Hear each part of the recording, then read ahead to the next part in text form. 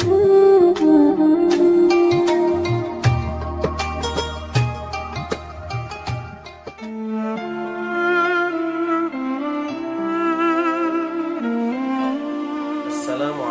warahmatullahi wabarakatuh. Alhamdulillah, wassalatu wassalamu ala rasulillah, la hawla wa la quwwata illa billah. Allahumma salli ala sayyidina Muhammad wa ala ali sayyidina Muhammad. Bersyukur kita kepada Allah subhanahu wa ta'ala. Pada hari ini Allah masih berikan kita nikmat kesehatan, nikmat kesempatan, dan nikmat iman dan Islam, yang merupakan nikmat terbesar yang Allah berikan kepada kita. Dan alhamdulillah, Allah subhanahu wa ta'ala masih sampaikan bulan Ramadan pada kita semua. Pada hari ini kita masih bisa beribadah kepada Allah subhanahu wa ta'ala di bulan suci yang penuh dengan keberkahan, yang penuh dengan ampunan, dan dilipat gandakan segala amal ibadah oleh Allah subhanahu wa ta'ala. Ma'asyiral muslimin wa dhumratal mu'minin rahimakumullah. Salawat kita kepada baginda Nabi besar Muhammad sallallahu alaihi wasallam dengan melafazkan Allahumma shalli ala sayyidina Muhammad wa ala ali sayyidina Muhammad. Mudah-mudahan dengan salawat tersebut kita senantiasa mendapatkan syafaat dari Rasulullah sallallahu alaihi wasallam. Amin ya rabbal alamin.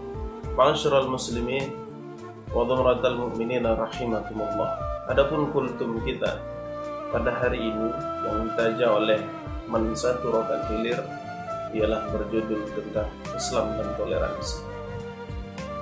Islam adalah agama rahmatan lil alamin. Satu-satunya agama yang diridhai oleh Allah subhanahu wa ta'ala adalah agama Islam.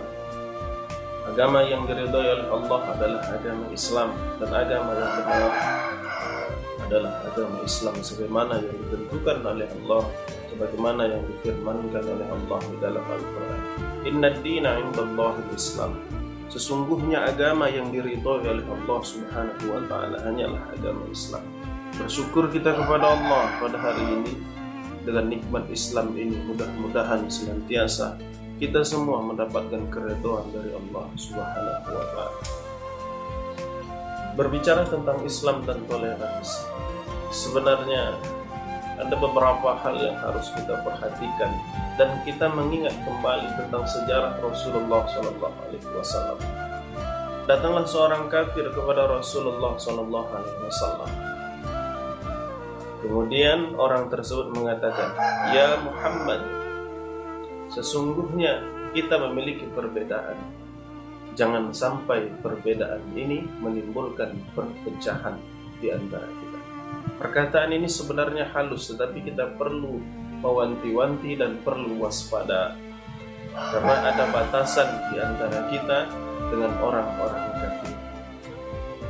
Sebenarnya makna perkataan mereka adalah mereka ingin senantiasa kita berbagi dengan mereka. Dalam urusan dunia ada perbedaan dengan dalam urusan akhirat mengenai sikap kita kepada orang-orang kafir. Di dalam urusan dunia, di dalam Islam diajarkan kita untuk saling berbagi kepada mereka. Kita bisa berkomunikasi dengan mereka, kita bisa bersosialisasi dengan mereka, kita bisa bergaul dengan mereka. Ini diperbolehkan di dalam Islam. Rasulullah SAW pernah dibawakan sebuah madu atau beberapa madu, dibawakan oleh orang-orang kafir. Kemudian Rasulullah meminum madu tersebut sampai habis. Kemudian Rasulullah juga pernah dibawakan kain oleh orang-orang kafir. Rasul menyimpannya, dan Rasulullah SAW juga dalam sejarah dikatakan Rasulullah pernah berhutang dengan orang kafir. Ini menunjukkan bahwasanya dalam urusan dunia kita diperbolehkan berhubungan, bersosialisasi, bergaul dengan mereka. Tapi tidak di dalam urusan akhirat. Tidak di dalam urusan akhirat dan tidak di dalam urusan akidah.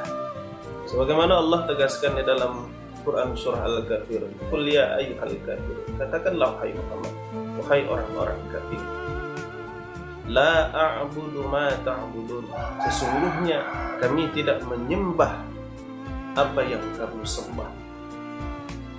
Allah menegaskan kepada kita semua bahwasanya kita tidak menyembah apa yang mereka sembah. Kita dilarang untuk menyembah apa yang mereka sembah, dan juga termasuk kita dilarang oleh Allah Subhanahu wa taala untuk ikut berpartisipasi dalam penyembahan orang-orang kafir. Dalam urusan akidah ini sangat kuat, sangat tegas bahwasanya tidak dibenarkan kita ikut-ikutan dalam segi apapun yang berhubungan dengan ibadah orang-orang kafir. Ma'asyiral muslimin wa dhumratal mu'minin rahimakumullah. Bukanlah toleransi itu tidak memiliki batas, akan tetapi semuanya ada batasnya dalam urusan agama, dalam urusan akidah, dalam urusan akhirat. Ini perlu kita perhatikan. La a'budu ma ta'budun wa la antum 'abiduna ma a'bud. Dilanjutkan oleh ayat ini, wala antum 'abiduna ma a'bud, dan kalian enggak perlu menyembah apa yang kami sembah. Kita tidak mengharapkan mereka menyembah, ya. Mereka ikut-ikutan menyembah apa yang kita sembah kalau mereka tidak beragama Islam. Akan tetapi kita berharap kepada Allah, boleh kita mendoakan orang kafir, dengan catatan doa tersebut kita berharap Allah Subhanahu wa taala berikan hidayah kepada mereka sehingga mereka mengucapkan dua kalimat syahadat, bersyahadat dan masuk ke dalam agama Islam. Selain itu kita tidak dibenarkan untuk mendoakan orang kafir. Ma'asyiral muslimin wa dhumratal mu'minin rahimakumullah. Dan pada kelanjutan akhir ayat ini adalah lakum dinukum waliyadin. Keyakinanmu atau agamamu, agamaku adalah agama. Kita memberikan batasan kepada mereka karena mereka berharap, ya Rasulullah, agar tidak terjadi perpecahan kata orang kafir. Sebentar dalam kurun waktu kami menyembah agamamu, nanti engkau juga ikut dalam ibadah apa yang kami sembah, ikut dalam peribadatan kami, maka lakum dinukum waliyadin. Agamamu adalah agamamu, agamaku adalah agamaku.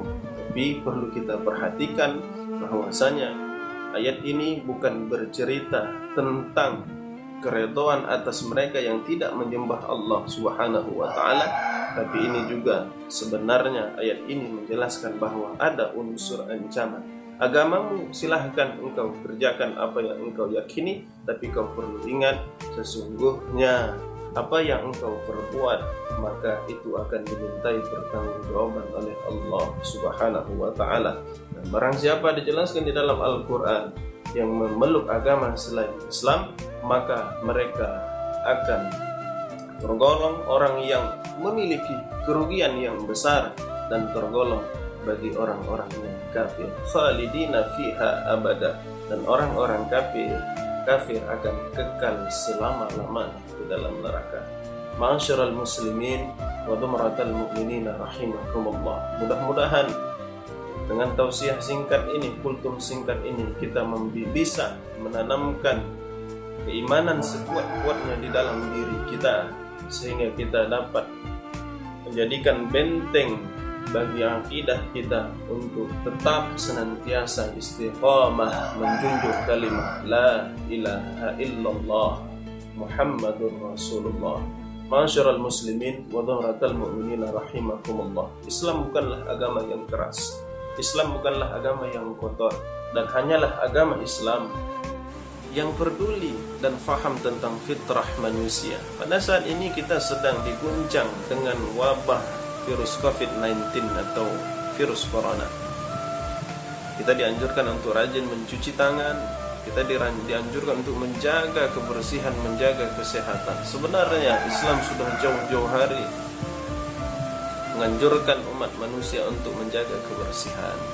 Di antaranya kita dianjurkan untuk senantiasa mengkekalkan wudu atau senantiasa berwudu.